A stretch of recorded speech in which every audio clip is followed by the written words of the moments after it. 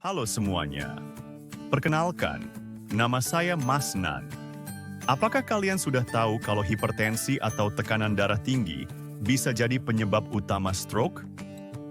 Wah, kalau belum tahu, yuk kita bahas bareng-bareng supaya kita semua makin paham. Hipertensi itu adalah kondisi ketika tekanan darah di pembuluh darah terlalu tinggi dan berlangsung lama. Tekanan darah normal itu sekitar 120/80 mm raksa, tapi kalau sudah di atas 140/90, itu tandanya tekanan darah kita tinggi. Kalau dibiarkan terus-menerus, bisa bahaya loh. Nah, kalau stroke itu terjadi saat aliran darah ke otak terganggu, bisa karena pembuluh darahnya tersumbat atau bahkan pecah. Akibatnya, otak nggak dapat oksigen dan nutrisi yang cukup, dan hal itu bisa menyebabkan kelumpuhan, gangguan bicara, kehilangan kesadaran, bahkan kematian. Sekarang, kenapa sih hipertensi bisa menyebabkan stroke? Bayangkan aja, pembuluh darah kita itu seperti pipa air. Kalau airnya ngalir terlalu deras terus-menerus, lama-lama pipanya bisa bocor atau pecah, kan?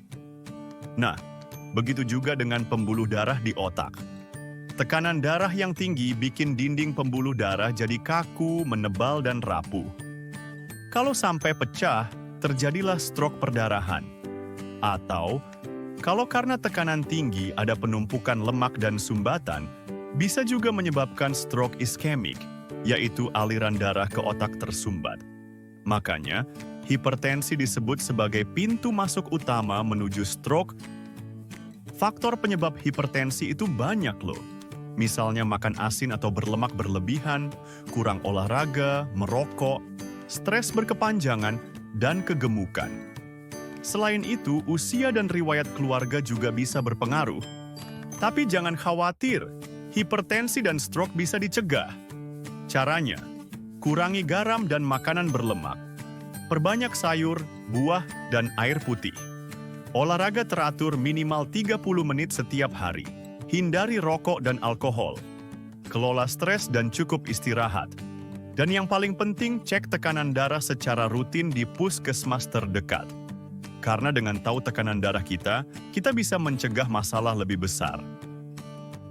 Teman-teman, hipertensi itu diam-diam berbahaya, tapi bisa kita kendalikan kalau peduli sejak dini. Jadi, jangan tunggu sakit dulu baru bertindak. Ingat pesan Mas Man, cegah hipertensi sejak dini, agar hidup bebas dari stroke nanti. Saya Mas Man, terima kasih sudah mendengarkan. Sampai jumpa, dan tetap jaga kesehatan.